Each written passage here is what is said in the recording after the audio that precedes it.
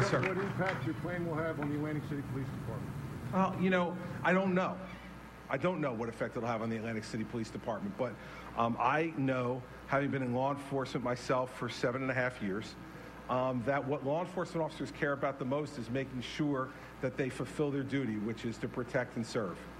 And I know that the Atlantic City Police Department will participate in any way that will help to further that goal.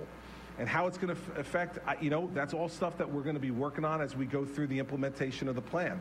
But in the end, what I really believe is that law enforcement officers are committed to making sure that the job is done the right way and that people feel protected and served in this city.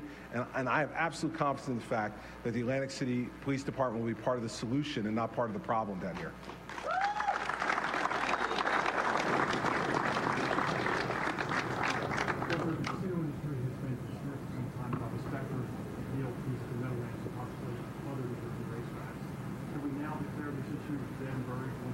Well, listen, I said during the campaign that I was not going to be someone who would support the expansion of gaming beyond Atlantic City. And now here I am, 6 months later, saying that I don't support the expansion of gaming beyond Atlantic City.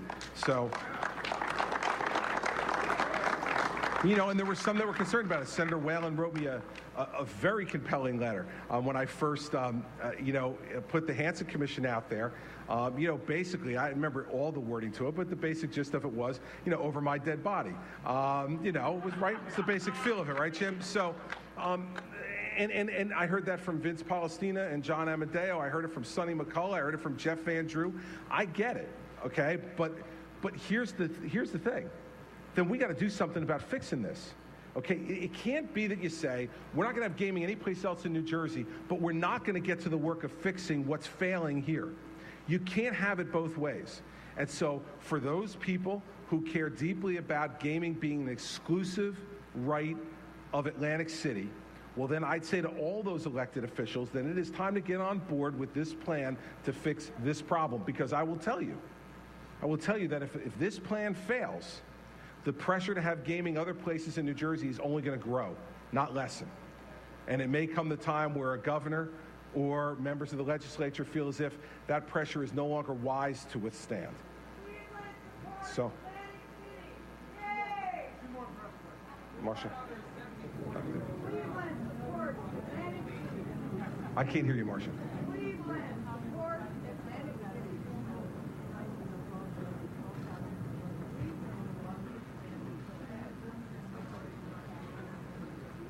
Well, listen, the question was, how do I intend to get the democratically controlled legislature to go along with my plan? The same way I've tried to work with them on everything else I've tried to do.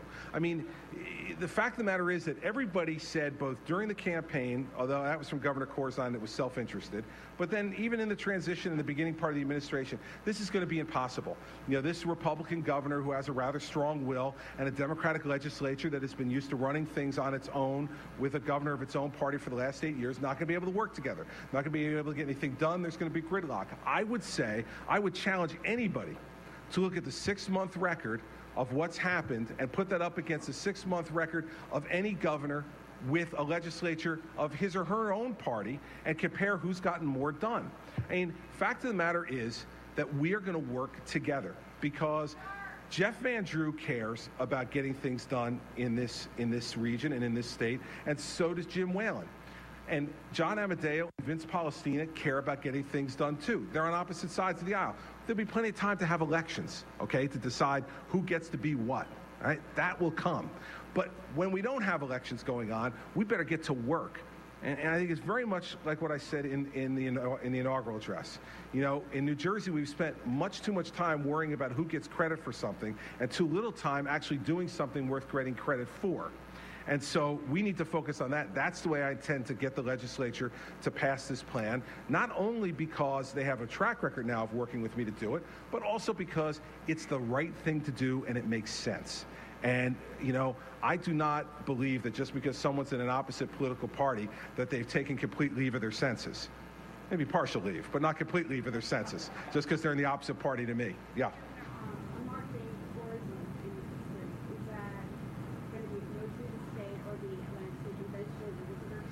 This plan envisions the folding of the Atlantic City Convention and Visitors Authority into this public-private partnership. We have made an awfully meager investment in the marketing of Atlantic City. $100 million spent to market Las Vegas, $4 million spent to market Atlantic City. Atlantic City Convention and Visitors Authority spent more last year on salaries and benefits than they did on marketing the city. Now, listen, that doesn't make any sense at all. And so we can't make the ACCVA a place for public employment. We need to make it a place of public marketing of the assets of Atlantic City. And so it's time for that, in my view, and in the view of the Hansen Commission, to be folded into this new public-private partnership and to use part of the money, the CRDA money that we talked about before, as a way of investing in the marketing across the country of Atlantic City. That's the way you try to build this.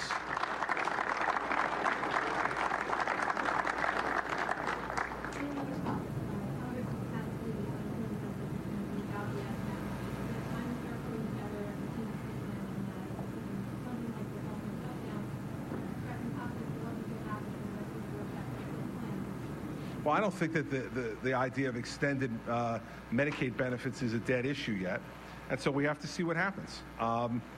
Listen, I find it funny. I read the story in your paper yesterday about a $10.5 billion budget deficit, for next year.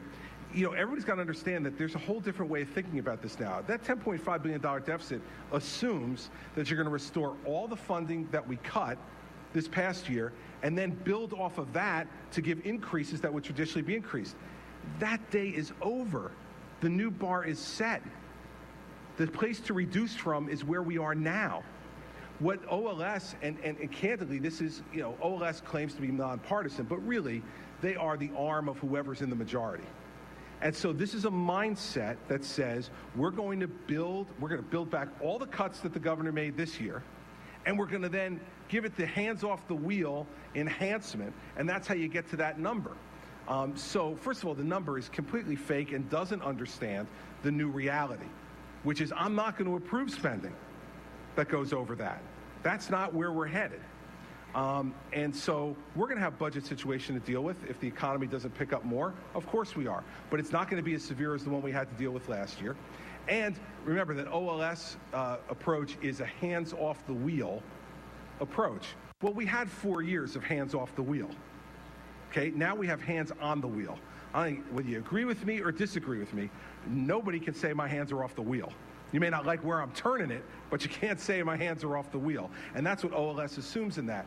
So enhanced Medicaid and all the other elements of the budget will be things that we'll have to adjust to as we see what happens in terms of revenue projections going forward in fiscal 11, and whether we have to make adjustments to that. And I still believe that when you have 47 governors saying that, extending Medicaid makes sense for the additional 6 months that it isn't, that there's still a good chance that Congress will do that. Now, if they don't, we'll adjust. The same way we adjusted to the $2.2 billion budget gap that John Corzine left us, and we did that in 2 weeks. So, it's not that I'm unconcerned about it. It's just that, you have kind of the calm that comes with having been there before. None of it's easy. None of it is painless. But we will deal with it the way we need to deal with it. And what really needs to happen is OLS and all the other people in the legislature need to understand there is a new paradigm. And those old numbers built upon the assumptions that you're going to backfill every cut that was made and then build built-in increases on every one of those cuts is yesterday's news. And when they voted for that budget on June 28th and June 29th, those days officially ended. So now, on the flip side, Claire, let me also finish by saying this. Don't then come to me. Okay, now here is a report requested by the Assembly Democrats that talks about this dire, awful circumstance. And you have the majority leader in there opining about how dire and awful it is. This is the same group of people who sent me $132 million in supplemental spending bills that they don't pay for on the day they voted on the budget. Those same people who are predicting this dire circumstance now also want me to sign those bills that have $132 million in additional spending that identify no way to pay for them. That's also Old Trenton. And while I haven't made a final decision on any of that stuff, I am very disinclined to do spending that isn't paid for. And I'm very disinclined, especially when the very people who are, for political reasons, ringing the alarm bell on fake numbers that are yesterday's news, then turn around and on the other side of their mouth say, but Governor, go ahead, spend this $132 million that we haven't identified any way to pay for. So, you know, we got to work together. And working together means being honest with each other. And the fact of the matter is, you can't have it both ways. You can't have Joe crying out there, ringing the alarm bell with antiquated numbers that he knows is wrong just to try to get his name in the paper. And then on the flip side, come to me and say, but hey, Governor, spend this $132 million that, you know, we have no way of paying for. People of New Jersey are tired of those kind of shenanigans. They're tired of the government continuing to go in their pocket every time they have a whim they want to fulfill. And so we had a budget negotiation. That $132 million, if they wanted it, they should have fought for it in the budget and made it a part of the agreement. Now, all of a sudden, they want me to spend it now. I'm sorry.